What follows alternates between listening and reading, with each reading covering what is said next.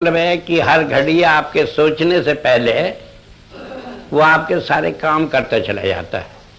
हजारों ऐसी चीजें, और आप ये न सोचे कि मैं कह रहा हूं, आपके जीवन में खुद घटने लगेंगी। आपको एक काम करना है कि कोई भी काम हो या न भी हो, दिन जब निकले तो अपना ध्यान एक बार उधर ध्यान कर लो, करने के हम तो आज की दिन आपके नाम से शुरू करते हैं। आप जाने जो हम कर रहे हैं हम नहीं कर रहे, आप कर रहे हैं। अगर आप समझे कि गलत हो रहा है तो आप रोकिए। और जब भी कोई बात हो तो महाराज जी का, गुरु का, परमात्मा का ध्यान करके उसके ऊपर छोड़ दो। किसी का भी एक ही बात है, उसमें कोई फर्क नहीं। और फिर आप ये देखेंगे कि जो होगा वो आपकी भलाई के लिए होगा, उसमें फिर गलत नहीं हो सकता।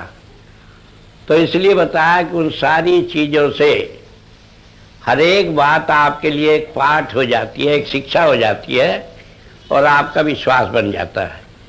और फिर हालत ये हो जाती है, आपको लगता है कि हमारा कोई काम बिगड़ नहीं सकता, क्योंकि हम तो, हमारे साथ तो परमात्मा है।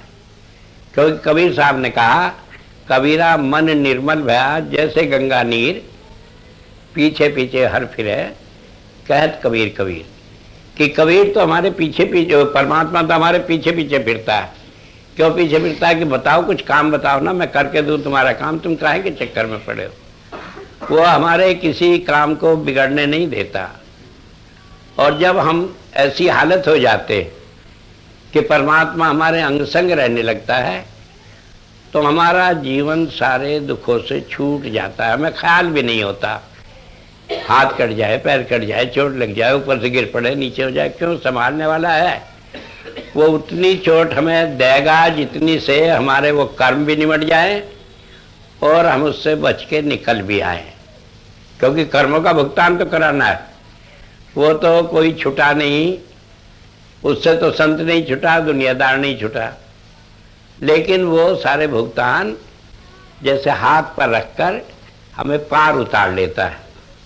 और जब ये स्थिति बन जाए तब आपको मजा आएगा कि क्या, कि परमात्मा तो मेरी जेब में है। जो चाहूं सो करेगा, मेरे बिना कहे करेगा, मुझे परवाह किसी की।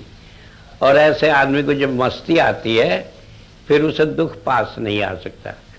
तो मैं आपको बताऊं, भजन आपने किया, नाम लिया, सब कुछ लिया, लेकिन अगर जो आज तक इस हालत को नहीं पहुंचे तो सारी फसल तो तैयार हो गई, लेकिन काटने से वंचित है, घर में तो कुछ आया नहीं।